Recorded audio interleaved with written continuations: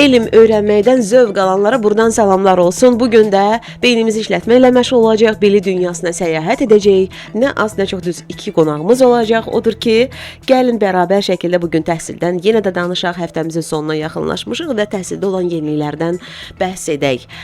Qeyd etdiyim kimi 2 qonağımız olacaq. Sadəcə bir qonağımız artıq studiyamızdadır. Digər qonağımız da birazdan yəqin bizə qoşulacaq. Bugün sizi tanış edəcəm. Həm psixoloq, həm təlimçi, həm də Paradise Group şirkətinin təsisçisi Röyalə xanım Vüqar qızı ilə və digər qonağımız da yaxınlaşanda onu da təqdim edəcəm. Röyalə xanım, xoş gəlmisiniz studiyamıza, sağlam təhsilə. Salamlayıram hər birinizi, təşəkkür edirəm dəvət üçün. Biz təşəkkür edirik. Biz sizi yaxından tanımaq istəyirik. Əslində Paradise Group şirkəti haqqında bir balaca məlumatımız var, amma dinləyicilərimizin ola bilər ki, belə deyək də, daha ürəklərindən istək keçsin ki, bu necə bir təhsil mərkəzi, necə bir şirkətdir, nəyə xidmət eləyir, kimlər məsələn təhsil alır bu şirkətdə və ən əsas məqsədiniz nədir bu şirkəti açmaqda? Başlayaq. Təşəkkür edirəm. İlk öncə özümü deyim, Röyalə Vüqar qızı, təlimçi, psixoloqam.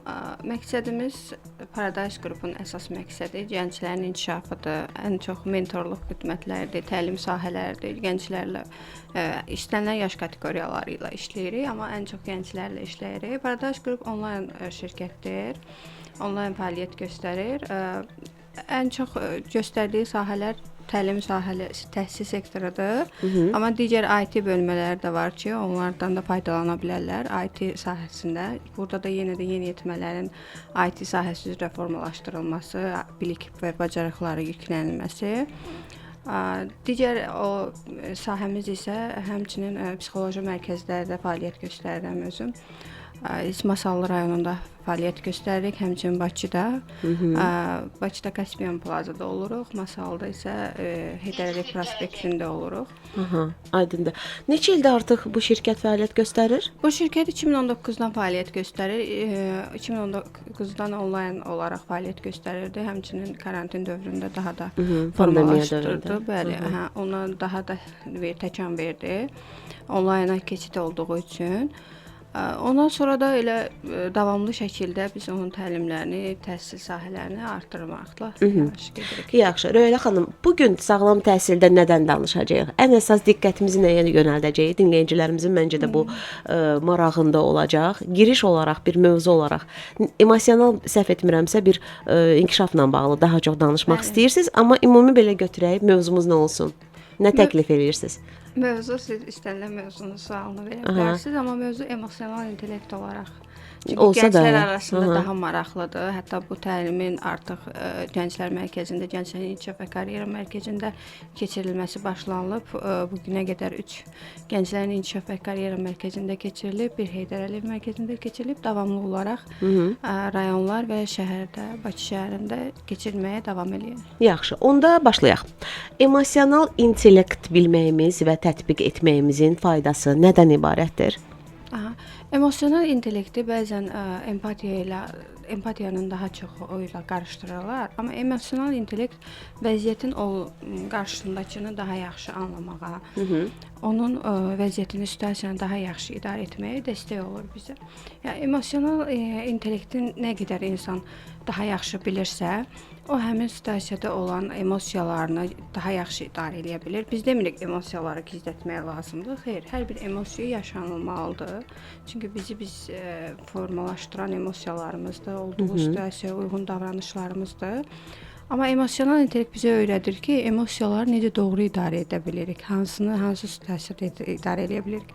Misal üçün belə bir şey ola bilər, övladım ağlayır, narahatdır və ana emosiyalarını orada idarə edə bilmirsə, o da bir ya yorulubsa, əzilibsə, bu da başlayır ağlamağa və yaxud da situasiyanı idarə edə bilmir. Amma emosional intellekti yaxşı inkişaf etdirilmiş bir xanım həmin anda uşağına nəyi necə demək lazımdır, onu o situasiyada necə qaldırmaq lazımdır, necə motivasiya verə bilər, necə o ağrının hissini azalda bilər, onu yaxşı idarə edə bilər. Əslində bu hələ də bəzi insanlarda problem olaraq qalır. Biz qarşımızdakının belə də yerinə özümüzü qoymaqda çətinlik çəkirik. niyə bunu bacarmırıq? Siz də qeyd etdiniz, ananın hələ misalını göstərdiniz. Amma belə insanlar var. Bu iş yerlərində də var, digər yerlərdə, məktəbdə də var.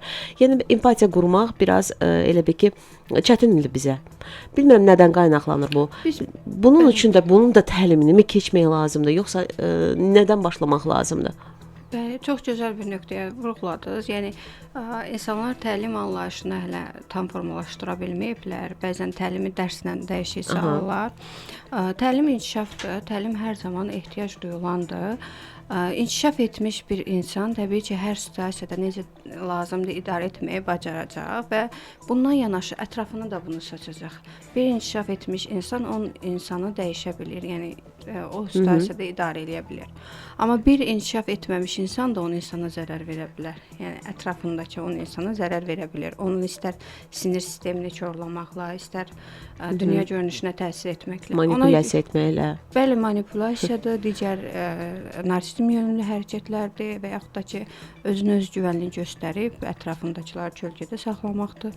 Təbii ki, burada yenə başqa bir mövzuya toxunuruq, özgüvəni. Özgüvənli insan heç vaxt başqalarını kölgədə qoymağı seçmir. Daim onlar da ətrafında daha yaxşı çevrə yığmağa çalışır və onları qaldırmağa çalışır. Çünki öz gücündən əmindir. Amma bu gün inkişaf etməyən, təlim və yaxud da təhsil üzrə biliklərini artırmayan, ətrafına daha yaxşı necə bu o demək deyil, biz təhsil sahəsindəyik deyə, təlim sahəsindəyik deyə bu belədir. İstənilən sahələrdə, istənilən şirkətlərdə, bu gün bizim işlədiyimiz şirkətlər var ki, onların təlim təhsilə heç əlaqəsi yoxdur, amma özlərini, işçilərini inkişaf etdirmək üçün bu təlim sektorunu seçirlər və inkişafı daim əlçatan baxırlar ki, çünki bilirlər nə qədər inkişaf etsələr, o qədər də daha yaxşı məhsul, keyfiyyət ortaya qoya biləcəklər. Hal-hazırda gənclərin empatiya vəziyyəti necədir? Yəni razısınızmı? Zəifdirmi, yoxsa biraz belə də gözlənilməz bir nəticələrlə qarşılaşırsınız, sevindirici nəticələrlə? Necədir? Mən hal-hazırda məsələn ayın 4-ü ən son gənclər evində, Gənclərin İnkişaf və Karyera Mərkəzində təlimimiz oldu. Mən gənclərlə işləməyi çox sevirəm, çünki gənclərlə bərabər o təlim zaten bərabər öyrənim şəklidir. Bunu biz vurğulayırıq. Amma gənclərlə işləyərkən çox inkişaf edirik. Çünki gənclərin beyni çox aktivdir və çox məhsuldardır. Yəni onların nə qədər də desələr ki, hal-hazırda bəzən gənclər öyrənmir, gənclər aktiv deyil, gənclər inkişaf eləmir, amma mən bununla razılaşmıram. Çünki mənim ən sevdiyim gənclərlə işləməkdir. İstər seanslarda olsun, yaş kateqoriyası olsun, yeniyetmə və gənclərdir.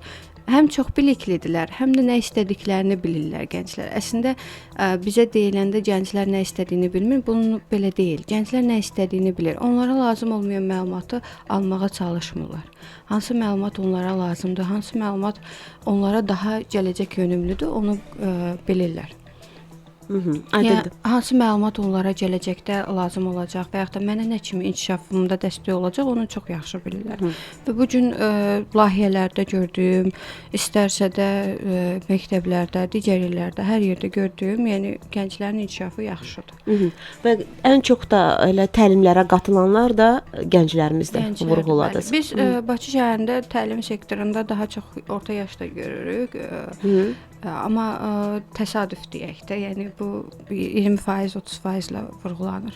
Amma rayonlarda demək olar ki, orta yaş təlim və bu yoxdur. Halbuki valideynlər bunda daha aktiv olmalıdırlar. Bəli. Biz bir layihədə məktəbdə olanda orta yaş kateqoriyasıdır. Biz hələ 2-3 həftə sonra onlara təlimi, əslində bunun dərs deyil, təlim olduğu anlayışını yükləyə bildik. O dərəcədə ki, artıq mənim dərs öyrənəcək yaşım deyil deyə heç nəyə öyrənməyə çalışmırlar. Bu təlimlə bərabər deyil. İnkişaf zaten kitablarla, məlumatlarla, əlimizdəki texnologiya ilə öyrənilə bilər. Yəni bu gün bir texnologiya ilə dünyanın hansı yerindən məlumat almaq istəsək, hansı yerindən təhsil almaq istəsək, bu bizim üçün çox əlçatandır. Çünki əlimizdə hər bir resurs var buna qarşı. Amma biz elə bir ki, daha çox meyil göstəririk dinləməyə, qulaq asmağa. Fikir verirsinizsə, son zamanlar sadəcə desək ki, get filan şeyi oxu, biraz deyəcək ki, vaxtım yoxdur. Amma dinləməklə elə bir ki, qulaq asmaqla hardasa bir özünə fayda nəsə götürə bilir. Bu təbii ki, bu Yəni bu hal-hazırda keçirilən səsli kitablarda təlimlər də elə görürsüz, belə bəli. olmur əlbəttə ki. Səsli kitablarda Bəli. çox istifadə olunur və hətta kitabın qısaldılmış dəqiqələri, 15 dəqiqəlik, 5 Aha. dəqiqəlik məlumatlar daha çox olur. Bu da diqqətin fokuslanmasından irəli gəlir. Yəni yaş getdikcə diqqət məsələn 15 dəqiqə idisə artıq düşür o 40 saniyəyə, 50 saniyəyə. Yəni bu da normaldır ki, bir insan 3 gününü maksimum otursa bir kitaba 150-160 səhifəlik bir kitaba 3 gününü oturub oxumaqdansa 3 saatlıq qulaq asmağı daha asan bilir.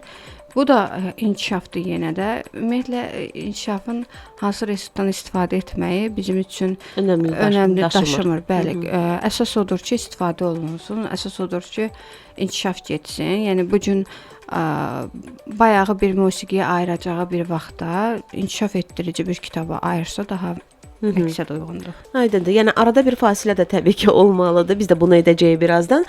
Mən bir daha xatırladım. Hal-hazırda sağlam təhsildə psixoloqda danışan, yeni açan radiolarını dinləyicilərimizin diqqətinə çatdırım. Təlimçidir. Həm də Paradise Group şirkətinin təsisçisidir Röyalə Vüqar qızı. Və biz bu gün danışırıq maraqlı bir mövzu haqqında, emosional intellekt haqqında danışırıq. Necə bu iş həyatımıza təsir edir? Necə bizim o ailə ortamımıza təsir edir? İnsanlarla münasibətimizə, cəmiyyətdə təsir edir.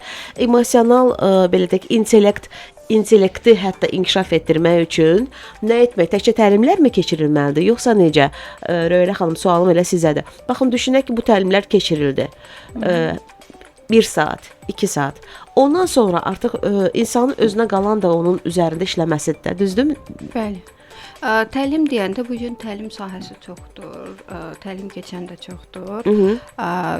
Təlim anlayışını hətta dərsə də belə təlim kimi deyib qəbul edənlər var. Yəni təlimi də təlimçi sahəsində formalaşmış bir insandan götürmək lazımdır ki, orada digər belə deyim 10 saat oturub təlimdə nəsə bir sabahsı gün bunun istifadə elədiyi sözlərdən həmin şəxsin nəyisə həyatına qata bilməyəcəksinizsə, o təlim də effektsizdir. Amma siz 45 dəqiqə, 90 dəqiqə oturub effektiv bir təlim əldə edəcəksinizsə, bu təbii ki, orada işlənilən sözlər zaten seçilmiş sözlər olur və təlimçi həmin şəxsə uyğun, biz auditoriyada 30 nəfər otura bilər və 30 nəfərin hər birinə uyğun fərdi yanaşırıq. Hər birinin fərdi lazım olan praktikaları edirik ki, həyatına tətbiq edə bilsin. Ola bilər birinin iş həyatı uğurludur, birinin şəxsi həyatı uğurludur. Bəli, mütləq. Zaten istifadə olunan sözlər var ki, onlara xüsusi diqqət olunmalıdır. Təlimçinin istifadə elədiyi bir nüans, bir söz, bir situasiyadan bəhs eləyə bilər və həmin adamın ona qarşı şiddətli bir travması varsa, daha da belə deyim, qapana bilər, daha da heç vaxt inkişaf etməyə bilər. Yəni təlim bu qədər də adi bir hala gətirilib, hal-hazırki vəziyyətdə, amma təlimçinin effektivliyi çox vacibdir və təbii ki, mütəxəssis olması. Çünki qarşındakı insana mənfi də təsir edə bilər, müsbət də. Bu demək deyil, qatıldığınız hər bir təlim sizə müsbət təsir edəcək. Birazdan öyrənəcəyik sizdən. Görək sizin təlimlərinizdə spikerlər kimlər olur? Kimlərdən müəyyən bir faydalı məlumatlar əldə edirlər bizim gənclərimiz? Amma mən bu arada danışmaq istəyirəm. Nədən? May ayının 3-ündə keçiriləcək məhz Təhsildəsən 4 forumu haqqında. Çox böyük bir hazırlıqlar gedir, deyim sizə ki, hər gün bu foruma hazırlıq gedir. İstənilən belə deyək də dinləyicilərimiz indi bizə qulaq asanlar, tələbə olsun, müəllimlər, pedaqoqlar, təhsil sahəsində özünü görənlər, hər kəs bu foruma qatılsa daha da fayda əldə edəcək. İnkişafı üçün təbii ki, özünün inkişafı üçün bu forumun çox böyük bir əhəmiyyəti olacaq. Spikerlər müxtəlif mövzularla bağlı məlumatlar çatdıracaqlar, məruzələr edəcəklər və bu da təbii ki, təhsilimizin inkişafına yönələcək. Əgər kimsə hələ də düşünürsə bu barədə, mən sizə bir əlaqə nömrəsi deyəcəm. Yazın, danışın, ətraflı məlumat əldə edin. Detallarına qədər sizə bu barədə məlumat veriləcək. Necə qatılmaq lazımdır, necə bilet əldə etmək lazımdır. Bildiyim qədərilə Bakı Biznes Universitetində keçiriləcək. 09:30 radələrində bax belə və həftənin sonuna belə deyək də təyin olunub bu görüş, bu forum 055 deyirəm sizə yazın. 674 72 30 nömrəsi ilə əlaqə saxlayacaqsınız. 055 5674 72 31 daha təkrar edirəm. Özünü təhsildə görən, təhsilin inkişafına bir növ öz qatqısını əlavə etmək istəyənlər hər kəs qatıla bilər. Təhsildəsən 4 formu may ayının 3-ündə hər birimiz oradayıq. Hal-hazırda studiyamızda Layla School təlim-tədris mərkəzi və eyni zamanda Layla Psixologiya Mərkəzinin təsisçisi, rəhbəri Leyla Əsədovadır. Leyla xanım, sizə xoş gördük. Xoş gəlmisiniz. Xoş gününüzdə görüşək inşallah. Mənə də xoş oldu. Dəvətiniz üçün təşəkkür eləyirəm. Biz də təşəkkür edirik. Bu günlərə görə doğrudan da gecikməyiniz həqiqətən çox zövq verdi. Təşəkkür edirəm sizə gəldiyinizə görə Mən və təşəkkür edirəm. hər zaman güllər içində olasınız. Leyla xanım, sizi yaxından tanısaq mənə elə gəlir ki, yaxşı olar. Bir balaca özünüz haqqında məlumat verin və həm də sadaladım mən rəhbər, siz Psixologiya Mərkəzinin rəhbəri, təsisçisiz. Necə idarə edirsiniz bu qədər işi? İlk öncə özümü belə deyək təqdim eləyim. Əsədova Leyla Sədrəddin qızı, Layla School təlim-tədris mərkəzi və Layla Psixologiya Mərkəzinin təsisçi rəhbəriyəm. Əlbəttə ki, idarə etmə çətindir, amma öhdəsindən gəldiyimi düşünürəm və çalışıram üzərimdə. İnşallah ki, düşünürəm ki, yəni yaxşı da alınır deyilənlərə görə. Təhsil və psixologiyanı elə bil ki, bir araya gətirmisiniz. Əslində həmişə deyirik ki, bunlar elə bir vəhdət təşkil eləməlidir. Eynən, mən də düşünürəm ki, yəni təhsili və psixologiyanı bir-birindən ayırmaq olmaz. Əvvəl tək təhsil mərkəzi kimi çalışırdıq və bu boşluğu hiss elədik, yəni mərkəz olaraq uşaqlardakı bu məsələn boşluğu hiss elədiyimiz üçün biz psixoloji mərkəz açmağı qərarı aldıq və bu Neçə il artıq? Psixoloji mərkəz bu il. Bu il başladınız, amma ümumi olaraq mərkəz, tədris mərkəzi fəaliyyət göstərirəm. Tədris mərkəzimiz isə yenidir. 2 il olar. Və komandanız haqqında istəyirəm öyrənməyi. Təbii ki, tək əldən deyirlər, səs çıxmır. Ümumi bir komanda işi var burada. Elədir, əlbəttə ki, komandam bu belə deyək, yolun ən dəyərli tərəfidir. Komandam hər biri öz üzərində çalışan, bacarıqlı insanlardır. Və buradan onlara qucaq dolusu sevgilərimi göndərirəm. Həqiqətən bir rəhbər əgər yaxşı rəhbərdirsə, onun arxasında güclü bir komanda olduğu üçündür. Onun işlərinin yaxşı getməsi komandadan asılıdır. Həm də sizi Leyla xanım sosial mediada çox aktiv görürük.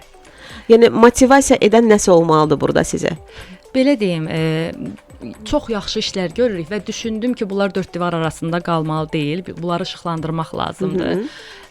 İndi də bilirsiniz, sosial platformada hamı iştirak eləyir. Biz də təhsil olaraq, yəni öz fəaliyyətimizi istədik ki, göstərək. O işləri zəhmət olmasa bugün proqramımızda işıqlandırın. Hər kəsin öyrənmək məncə də marağı olar. Bir haqqı olar ki, görə Leyla tədris mərkəzində, Layla tədris mərkəzində nə olur? Psixologiya mərkəzində hansı şöbələr, hansı xidmətlər əhalinin belə deyək də daha çox inkişafına təsir göstərir? Belə deyim, Layla School təlim-tədris mərkəzi olaraq məktəbə hazırlıqdır, mini bağça bölümüdür, məktəb dərslərinin hazırlığıdır. Uşaqlara hər tərəfli belə deyək kömək göstəririk, həm rəsmləri, gimnastikaları. Amma psixologiya mərkəzimizdə belədir ki, indiki zəmanədə bilirsiniz, çox insanlar psixoloqa getməyi özlərinə ayıb bilirlər. Yəni daha doğrusu bilirdilər indiyənə kimi. Amma biz çalışırıq ki, bu belə deyək, hissləri insanlardan uzaqlaşdıraq. Çünki hər bir özünə hörmət eləyən şəxs psixoloqdan, müayinədən keçməlidir. Məktəbə hazırlıq qruplarında belə biz uşaqlarda hiss eləmişik ki, tək akademik tərəfdən yox, eyninlə də uşaqların emosiyalarını idarə eləməyində problem yaşayırıq və bunu psixoloqumuzla həll eləyirik. Psixoloji mərkəzimizdə psixoloq, psixopedaqoq, loqoped, duyu mütəxəssisimiz, yəni hər cür uşaqlara dəstək göstəririk, hər tərəfli. Nitq problemi yaşayan uşaqlara da təbii ki, dövrümüzün ən qlobal problemlərindən biridir. Uşaqlar nitqlə bağlı, hərflərlə bağlı belə deyək problemlər yaşayırlar və bu problemlər uşaqlar üçün öz güvənlərində əksiklik yaradır. Bu isə arzu olunmazdır. Həm valideynlər tərəfindən, uşaqlar məktəbə gedəndə təsəvvür edin ki, hansısa bir şeiri deyəndə nitqində problem olduğu halda uşaq öz güvənini itirir və həmin o anda özünü pis hiss edir. Amma biz onu loqopedimizin köməyi ilə aradan qaldırırıq o problemləri. Sizcə bir səbəb kimi nə ola bilər? Bax, uşaqlar gec danışırlar. Yaşlarından baxırsan 4 yaşına çatıb, 5 yaşına çatıb normal bir cümlələr qura bilmirlər. Nə gizlənər bilər bunun arxasında? Çox maraqlı psixoloq sualdır. kimi necə Həqiqətən. cavablandırardınız bu Belə sualı? deyim, uşaqların nitqlərinin ləngiməsinin ən böyük səbəbi dövrümüzdə bu telefonla çox ünsiyyətdə olmaqlarıdır. Valideynlər işləri ilə bağlı olaraq telefonları verirlər uşaqların əllərinə. Yəni uşaqlar telefona çox baxdıqları üçün nitq ləngiyir. Demək olar ki, 90% uşaqlar nitq ləngiməsi ilə gəlir mərkəzimizə. Bir də təbii ki, ailədə olan mübahisələrin öz təsiri olur, kəkələmə olur uşaqlarda. Yəni ən çətin problemlərdən, ən gec aradan qaldırılan problemlərdən biridir ki, uşaqda qorxu olur və o qorxu kəkələməyə çevrilir və uzun müddətli bir müayinə lazım olur, müalicə lazım olur. Bugünkü uşaqlarla belə deyək də bizim nəslin uşaqları arasında hansı fərqlər görürsüz? İndiki uşaqlar daha aktivdirlər. Əlbəttə ki, daha fikirlərini aydın ifadə eləmək istəyirlər, emosiyalarını büruzə verirlər. Bizim dövrümüzdə elə deyildi. Biz hər şeyi gözləyirdik, amma indiki uşaqlar özlərinə çox gözəl hörmət eləyirlər. Məsələn, bizim mərkəzdə də ən böyük belə deyək, fərqləndirən bizi nüanslardan biri odur ki, uşaqlara fərd kimi yanaşırıq, şəxsiyyət kimi. Mikrofonu biraz zəhmət olmasa yaxın əyləşin Leyla xanım. İndi bu Layla School haqqında istəyirəm ki, öyrənim. Neçə yaşından qəbul edirsiniz məktəbə və təbii ki, ən çox bir də dediniz ki, dərnəklərlə daha çox Layla School sevilir və müraciətlərin də çoxu ən çox bununla da həm də bağlıdır. İstəyirəm bu haqqda danışasınız. Layla School belə deyək, 2 yaşdan əslində qəbul eləyirik. Bizim bağça bölümümüz də var. Bağçaya gələn uşaqlar böyüyür. Bizim bağçamızda 4 yaşında, 5 yaşında, biz 4 yaşında ötürürük onları erkən inkişafa, 3-4 yaşında, 4-5 yaşında artıq təməl qruplarımızı ötürürük. Sonra isə məktəbə hazırlıq. Sonra uşaqlar məktəbə gedir və biz onları məktəbdən təzədən götürürük məktəb dərslərinin hazırlığı bölümünə. Yəni belə deyim, hər tərəfli biz xidmət göstəririk. Eynilə də bununla yanaşı da əlbəttə ki, psixoloji mərkəzində bizə dəstəyi olur. Həm uşaqların fikirlərini ifadə eləməkdə, həm məsələn bağça adaptasiyasında çox çətinlik çəkirlər. Nəinki bizim mərkəzimizə gələn uşaqlar, digər mərkəzlərdən də gəlirlər ki, uşağım adaptasiya olmur məktəbə, eynilə bağçaya. Bu belə deyək, xüsusda da biz köməklik göstəririk. Və bir neçə dildə səhv etmirəmsə fəaliyyət göstərirsiniz. Rus dili, Azərbaycan dili və ingilis dili. İngilis dili. İstənilən valideyn uşağını rus bölməsinə və yaxud digər bölməyə, ingilis bölməsinə qoya bilir? Yəni yoxsa burada yaşı da nəzərə alırsınız? Bunu məsləhətləşirik. Valideyn gələndə ilk növbədə elə şəxsən özüm də görüşürəm valideynlərlə. Bunu məsləhətləşirik, çünki əgər ki evdə Azərbaycan dillidirsə valideynlər, uşaqla rus dilində heç kim danışmayacaqsa, biz öz məsləhətlərimizi, belə deyək, tövsiyələrimizi, yəni doğru yolu biz yönləndiririk. Sadəcə valideynin seçimi yenə əlbəttə ki, özündən asılıdır. Və bu sualı da verim. Nəyə görə Leyla yox, Layla? Çünki hər şey Layladan başlayır. Mən hər zaman Layla demişəm. o mənada. Aydındır. Çox gözəl ad seçmisiniz. Və bir də valideynlər sizə qulaq asır indi hal-hazırda. Necə əlaqə saxlasınlar sizinlə? Müraciət necə olmalıdır? Instagram üzərindən də müraciət eləyə bilərlər. Valideynlər məni dinləyirsə, valideynlərə burdan elə uşaqlarla bağlı bir belə deyək, demək istəyirdim ki, bəli, bir nüansı demək istəyirəm ki, uşaqlara diqqət eləsinlər, uşaqlara sevgi, qayğı göstərsinlər. İndiki uşaqların çoxsunda biz bu nüansda boşluq görürük və istəyirəm ki, onları qucaqlasınlar və onlara nə istədiklərini soruşsunlar. Çünki həqiqətən onlar bir fərddir. 3 yaşından olan uşaqlarım var ki, mən onları qucaqlayıb onlardan soruşanda öz fikirlərini o qədər gözəl ifadə eləyirlər ki, yəni onun nə geyinməsi ilə bağlı belə sualları ona versinlər. Anlamağa demək çalışsınlar bu uşaqları. Bu sahədə bir balaca deməli kasadlıq yaşayırıq. Valideynlər az diqqət, az qayğı göstərirlər uşaqlarına. Mən istəyirəm Röyərə xanım bu barədə siz də danışasınız. Çünki valideynin bayaq söylədik ki, biz intellektual, emosional intellektlə bağlı danışdıq. Heç də bütün valideynlərin deyim sizə ki, bu emosional intellekti çox da güclü inkişaf eləməyib.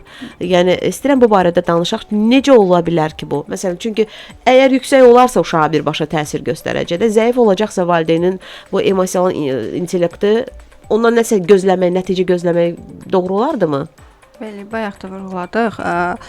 Belə deyək də, bir insanın hər hansı bir peşəyə sahib olması, müəllimdir, həkimdir və yaxud da bir ixtisasa sahib olması intellektual səviyyəsinin yüksək olduğunu göstərmir. Yəni bəzən insanlar mən yetərincə təhsil almışam, əlavə bir özümü inkişaf etdirməyə ehtiyac yoxdur və yaxud da mənim dediklərim doğrudur, bizim ailədən bunlar gəlib. Təbii ki, ailə dəyərlərimiz hər bir zaman övladlara aşılanmalıdır. Amma bizim özümüzə davranılıb və biz bunu bəyənməmişik və yenidən bunu övladımıza qarşı təkrarlayırıq. Bu heç də doğru yanaşma deyil. Bu həmçinin bariyerlər qoyuruq ona ki, yəni gələcəkdə o bariyerləri qırmağı üçün də nə qədər zaman sərf eləyəcək o uşaq. Amma emosional intellekti, həmçinin intellektuallığı yüksək olan ailədə böyüyən uşaqlar seçilir. Onlar adresi belə bildirdiyiniz zaman yolda gedərkən sizə tam əminliklə deyə bilərlər ki, burada bununla qarşılaşa bilərsiniz. Hər tərəfli bir sizə izah verir. Amma İşləyirsinizmi valideynlərlə də? bəli, biz həm valideynlərlə, həm uşaqlarla, həm məktəblilərlə, bütün yaş kateqoriyaları ilə işləyirik. Aha, məktəb yaşlı uşaqlarla bağlı danışsaq da yaxşı olar əslində. Onlara necə təsir göstərir bu emosional intellekt? Baxın, Z nəsli var ki, onlar artıq indi gəncdirlər, tələbədirlər. Amma alfalar var ki, onlar məktəblidirlər. Alfalar Z nəsli biraz qapalı nəsil olduğu üçün bəzən özlərinə deyirlər, biz bir cür böyüdük, getdik, məktəbə yola verdik, müəllimlərlə dil tapdıq. Amma alfa nəslinin uşaqları hal-hazırda müəllimlərin belə deyim, çox çarəsizcəsinə yanaşdığı bir uşaq kateqoriyasıdır. Müəllimlər bəzən görürsən ki, biz məktəblərlə işləyirik. Müəllim deyir ki, çox özünü rahat ifadə eləyir mənə. Mən deyirəm ki, bu gün dərs öyrənmisən, deyir ki, yox, öyrənməmişəm, kitabımda evdə qalıb. Bunu bir uşaq necə deyə bilər, yəni müəllimə bunu necə bildirə bilər? Biz o vaxt gizlənirdik ümumiyyətlə. Bəli. Bəs deyirəm sizin üçün örnək tələbə hansıdır, örnək şagird hansıdır? Deyir ki, baxın orada oturub o şagirdin adını çəkirəm belə, riski şagird diksinən vəziyyətdə dönür qalır. Yəni robotlaşmış bir sistemə gedir. Ona görə müəllimlər nə qədər emosional intellekti aktiv eləsələr, uşaqlarla da daha rahat onları qəbul eləyə biləcəklər. Həmçinin uşaqların emosional intellekt vəziyyəti hal-hazırda mən baxardım ki, yaş kateqoriyasında daha yaxşıdır. Yəni onlar daha yaxşı anlaya bilirlər. Hətta onlar üz mimikalarından belə prosesi daha yaxşı analiz eləyə bilirlər. Bu gün 3-cü sinif şagirdi bir oturanda artıq böyüklərin yanında sizin tuta bilmədiyiniz vəziyyəti bəzən ola bilər ki, keçirsiniz kənarda sizə deyir ki, o adam misal o şey niyə belə dedi, bəs bunu demək istəyirdi və yaxud da mən bir pasientlə qarşılaşdım bir vəziyyətlə, o mənə açığı bir təcrübə oldu. Yenə də 2-ci sinif şagirdi idi. Dedi ki, mən insanlar mənə rol yapırlar, türkçə dedi. Dedim, nədən belə, niyə belə düşünürsən? Dedi, çünki məni tək olanda görəndə heç kim öpmür. Amma atam, anamın yanında olanda, nənəm, babamın yanında olanda, hamı deyir, ay, nə gözəl uşaqdır bu, qucaqlayır, öpür. Və mən düşünürəm ki, onlar zaten məni sevməyəcəklər. Mən sadəcə o ailənin tək varisiyəm, tək nəvəsiyəm deyə məni istəyirlər və bunu mənə 2-ci sinif uşağı demişdi ki, mən bir samballı bir ailənin övladıyam, nəvəsiyəm deyə bunu məni istəyirlər. Belə özümə görə istəmirlər.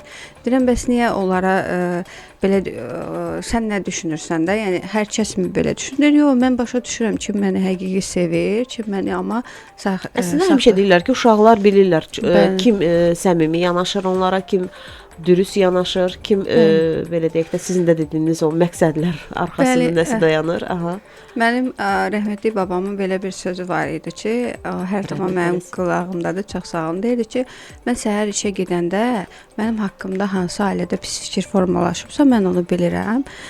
Biz həmin vaxtda onu dərk eləyə bilmirdik və həmişə deyirdi ki, siz ailədə yaşanılan problemləri kənarda biruzə verməməlisiniz. Siz özünüz qarşınızdakı insana özünüzə görə davranın. Ola bilər sizin yanınızdakı onu səhv başa düşüb, ola bilər həmin situasiya uyğun ondan davranın. Ona qarşı. Bəli, deyirdi, mən işə gedənə qədər bilirəm ki, artıq hansı ailədə mənim haqqımda yanlış, hansı ailədə doğru fikir formalaşır və yaxud da harda mənim haqqımda pis deyiblər. Yəni, uşaq o qədər hər şeyə qarşı həssasdır. Yəni, uşaqlar bəzən valideyn düşünür ki, mən onun hər şeyini eləyirəm, gəzməyini, o, nə bilim, parkına aparıram, istədiyi bir paltarları alıram və yaxud da istədiyi ən bahalı bağçaya qoymuşam. Birinci müayinələrdə biz konsultasiyalarda qarşılaşırıq. Valideynə deyirik ki, nələri müşahidə edirsə, onu biz bunu deyir, heç bir problem yoxdur. Mən bunun üçün hər Bəli. şeyin ən yaxşısını İstəklərinin eləmişəm. hamısını nəzərə almış. Ay, nə problem ola bilər ki? Evdə bütün texnologiya var, hər şey. Bəs özünüz nə qədər onunla yaxınsınız? Özünüz ən son. Mən deyir, uşaqla söhbət eləyəcək yaşda deyiləm axı. Mən bir xəstəxananın misal üçün baş həkimiyəm deyir və yaxud da statusundan bəhs edir. Yəni istənilən statusda insan ailəyə daxil olursa, ailə də bir dövlətdir, yəni ən çətin idarə olunan dövlətlərdəndir. Ona görə valideynlər nə qədər çöldə yaxşı müəllim, yaxşı həkim və yaxud da yaxşı bir peşə sahibi olsalar belə, ailədə hər zaman bu belə deyil. Əslində Leyla xanım, yəqin ki sizdə də belə valideynlər bəzən olur ki, deyir mən onu hər həftə sonu məsəl üçün harasa aparıram. Soruşanda hara aparırsan? Deyir ki, məsələn, falan restorana aparırıq, gedirik, oturuq, nə bilim, fast foodlar alır, belə deyək, uşaqlara daha çox təqdim edirlər, daha çox düşünürlər ki, istirahət elə budur. Əslində valideynlər özlərində boşluğu gördükləri üçün, özlərini tatmin etmək üçün türklər demiş, o belə deyək, onu tamamlamaq üçün eləyirlər. Amma elə deyil. Uşaqlar ondan xoşbəxt olmur. Bayaq qeyd elədiyim kimi rəfiqələrindən görüşür, uşaqları aparır. Eynən. Düşünürlər ki, onlar oynayacaqlar, mən də söhbət edəcəm. Amma uşağa siz onunla evdə qalıb, onunla birlikdə bir pizza bişirsəz, bir bulka bişirsəz, bərabər ona da sizə kömək eləməsini xahiş etsəz, yəni bunların özü çox uşaq üçün, uşağın gələcəyi üçün, uşağın özgüvəni üçün inanılmaz dərəcədə rol oynayır. İstəyirəm ki, sizin də şirkətlə dinləyicilərimiz necə əlaqə saxlasınlar, onu deyəsiz əlaqə nömrəsini mümkünsə Röylə xanım. Elə 050 050 503 503 21 43. 21 43. Paradise belə deyək də şirkəti ilə, qrup şirkəti ilə əlaqə saxlamaq istəsəz 050 503 21 43 nömrəsi ilə əlaqə saxlaya bilərsiniz. Davam edirik söhbətimizə. Sağlam təhsil. Biz sizə hər şeyi öyrədəcəyik.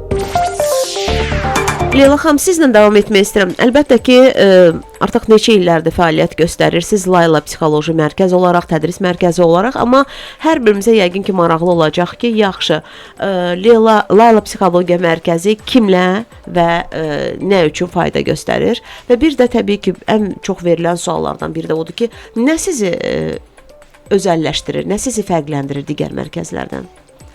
Düşünürəm ki, bizi ən çox fərqləndirən, yəni Layla psixologiyanı ən çox fərqləndirən yanaşmamızdır. Dediyim kimi uşaqlara fərd kimi yanaşırıq, şəxsiyyət kimi yanaşırıq. Valideynlərlə üçbucaq şəklində işlənilir. Məsələn, bizim əgər uşaq psixoloqumuza yaxınlaşıbsa, psixoloq, valideyn, belə deyək, uşaq üçbucağı yaranır və onlar birlikdə işləyirlər. Bizi fərqləndirən nüans sadəcə yanaşmamızdır. Belə düşünürəm ki, hər kəs zaten, yəni bu mərkəzləri, psixoloji mərkəzləri işlədən hər bir belə deyək, rəhbər faydalı olsun deyə işləyir. Yəni uşaqlara fayda göstərsin, valideynlərə fayda göstərsin. Bir də dediyim kimi psixoloqa gətirməyə uşağı çəkinirlər. Yəni mənim uşağım psixoloqa gedir sözünü necə deyim? Yəni artıq o anlayış yoxdur. Artıq hər kəs yəni sadəcə uşağımda hər şey qaydasındadırmı deyə belə yaxınlaşan valideynlər var və konsultasiya olunur. Uşaq valideyninə rəy bildirilir. Yəni bu haqqda məlumat verilir və valideyn çox rahat bir şəkildə çiyinlərindən yük qalxmış bir şəkildə evinə gedir. Yəni hər belə deyək halükarda uşaqlara gətirə bilərlər bizim mərkəzə. Bəzi valideynlər var axı, ətrafdakı insanların fikirlərinə görə öz uşaqlarının terapiyalarına gec başlayırlar. Birdən kim qohum görər ki, aha, məsələn, uşaq autizmdir. Mən aparıram artıq onu belə deyək də bu cür psixoloji mərkəzlərə müalicəyə başlamışam. Bəzən deyimsə ki, doğrudan bunu konfidensial etməyə çalışırlar. Biz də görürük. Məlumatsızlıqdanmı deyim? Məlumatsızlıqdan irəli gəlir, amma düşünürəm ki, yavaş-yavaş aradan qalxır bu nüanslar. Bəli. Bizim sosial platformada da biz məsələn göstəririk də paylaşımlar olunur və orada görünür valideynlərin neçəsi gəlibdi ki, sizdə psixoloji mərkəz hamıdakı kimi deyil. Necə fərqlidir? Uşaqlar əl işləri də eləyirlər burada, uşaqlar burada yoga da eləyirlər. Sizin yanaşmanız fərqlidir. Bu insanlarda həqiqətən demək ki, o qədər insanlar bunu düşünüblər, o qıraq insanları düşünərəkdən ki, psixoloqa gedir mənim uşağım. Bu pis bir şeydir. Elə deyil. Əksinə dediyim kimi, yəni Yəni sadəcə düşünsəniz belə ki, mənim uşağımda görəsən hər şey yolundadırmı deyə gətirə bilərsiniz uşağınızı. Aha. Yaxşı qeyd etdiniz. Yoga deməli var. Siz də sonra rəssamlıqla bağlı dediklərdən sonra psixopedaqoq dərslərimiz var, erkən inkişaf dərsləri salmışıq, elə həm inklüziv qrupa salmışıq bizim psixoloji mərkəzimizə. Yəni bizim valideynlərimiz hər biri gələnlər, yəni artıq 2 ayda psixoloji mərkəz açılıbdı, amma buna baxmayaraq o qədər müsbət geri dönüşlər alırıq. Hətta Instagram üzərindən gələn valideynlər olur ki, yəni biz sizi səhifədə gördük, necə gözəl, necə aktiv, necə uşaqlarla başqa cür davranırsınız. Yanaşmanı sevir valideynlər. Həqiqətən onu valideyndə hiss eləyir. Uşaqların oranı sevməyi, gedək Laylaya deməyi belə sırf ondan asılıdır ki, uşaqlar onu hiss edirlər. Yəni paralel olaraq valideynlərlə də yəqin mütləq işləyirsiniz. valideynlərlə işləyirik, dediyim kimi üçbucaq şəklində. Valideynlərin özləri ilə belə bizim dəyərli psixoloqumuz Günay xanım onlarla bir yerdə qrup terapiyaları eləyir, valideynlərlə bir yerdə söhbətlər aparır, təlimlər keçir. Çünki bəzən uşağın nitqində problem olanda, bəzən əksər vaxtlarda demək olar ki, valideyndən də bu gəlir.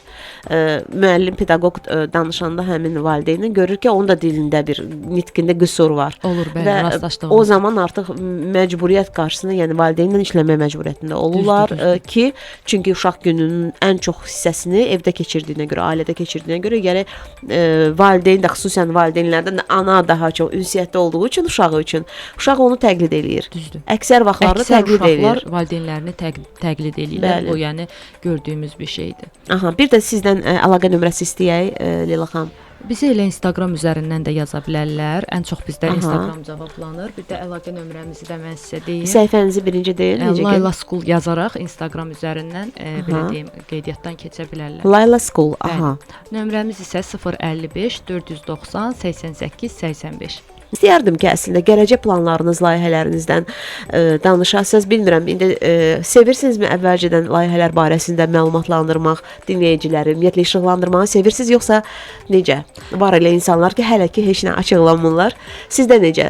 Gələcək planlarla bağlı belə deyə bilərik ki, ili yekunlaşdırırıq və bizim hal-hazırda Layla School təlim-tədris mərkəzində məzun günümüz yaxınlaşır. İyun ayının belə deyək sonlarına yaxın. Biz onunla bağlı hazırlıqlar görürük. Açıqlama əlbəttə ki verməyəcəm, amma ki, yəni valideynlər onun marağında qalsın və bilsinlər ki, sürprizlərimiz var.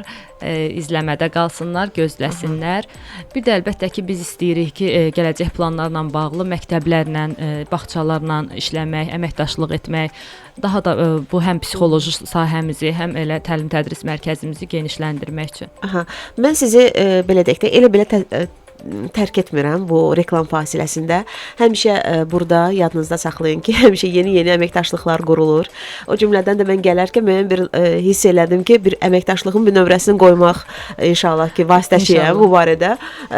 Nə düşünürsünüz gələcək üçün hər ikiniz? Həm Layla Tədris Mərkəzi, həm də eyni zamanda Paradise Group şirkəti. Buyurun Röylə xanım. Bizim işimiz ən çox biz yüklənmişik Cənubun inkişafına, Cənuba dəstək verməyə və təbii ki, oranın insanı ilə daha çox işləyirik. Leyla xanım da Sumqayıtla işləyir. Elədir, biz də Sumqayıt ərazisində fəaliyyət Biz göstəririk. düşünürük ki, gələcək üçün həm Cənubun inkişafı üçün, həm Sumqayıtın inkişafı üçün bərabər şəkildə orada olmayan bir resursları Sumqayıtda olanları Cənuba daşımaqdır və Bütün Azərbaycanımız üçün çalışırsınız. Əlbəttə ki, bütün mən hər Azərbaycan. zaman mənə vurğulayırlar ki, mən ən çox həftənin günlərinin ən çox olduğum Cənub bölgəsi olur və hər zaman deyirlər ki, niyə Bakıda daha rahatdır, siz Cənubda o aşağıdan başlamısınız, yəni daha çətin olur sizin üçün. Deyirəm, ora üçün eləyənlər var, ora üçün çalışanlar çoxdur, amma bura üçün yoxdur və o təbii ki, buranın da inkişafı bizi öz öhdəmizə götürmüşük. Yəni, Maarifləndirmək lazımdır. Sevə-sevə edirik və istədiyimiz nəticələri də əldə edirik. 2020-də biz orada başlayanda bizə deyilən artıq sözlər, şablon cümlələr artıq yoxdur və həmin deyən şəxslər artıq bu gün özləri o xidmətlərdən istifadə eləyirlər və deyirlər ki, nə yaxşı ki, bunu etdiniz, nə yaxşı ki, heç kimi dinləmədiniz, buna nail oldunuz. Və ona görə hər zaman inkişafına dəstək olacağıq.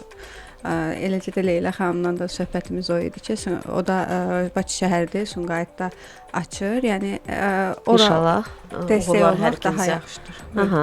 Mənə elə gəlir ki, həqiqətən çox gözəl bir işbirliyi alınacaq sizdə. Uğurlar arzulayıram işinizdə. Əlavə deyəcəkləriniz varsa bizim Sağlam Təhsil proqramının dinləyicilərinə eşidirik sizi. Valideynlərə bəlkə xüsusi deyəcəkləriniz var Leyla xanım. Valideynlərə dediyim kimi, ən böyük valideynlərdən mənim ricam, istəyim odur ki, uşaqlarla bol-bol vaxt keçirsinlər, bol-bol zaman keçirsinlər, onlarla birlikdə gəzsinlər, əylənsinlər. Onların uşaqlığı bir də ələ düşməyəcək. Onlar bir fərd olaraq böyüyürlər. Yəni o uşaqlığın dadını çıxartmağa onlara kömək eləsinlər. Bəli, amma Sizi qayğını da əsirgəməsinlər. Qayğını əsirgəməsinlər. Sizi dinləyənlərə isə demək istəyirəm ki, həqiqətən çox gözəl bir FM-dir. Bizə də xoş oldu sizin qonağınız olmaq. Zövq aldıq.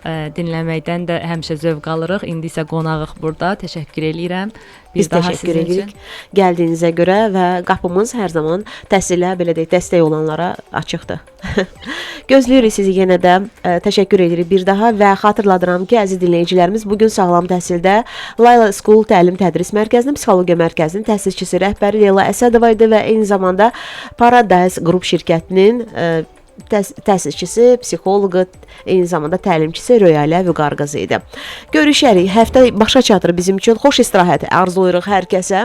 İnşallah gözəl ailənizlə də vaxt keçirin, uşaqlarınızla vaxt keçirin. Buradan valideynlərə deyirik və inşallah həftənin ilk günündə, bazar ertəsində burada eşidilməyə ümidi ilə sizinlə Samir idi. Sağ olun, salamat qalın.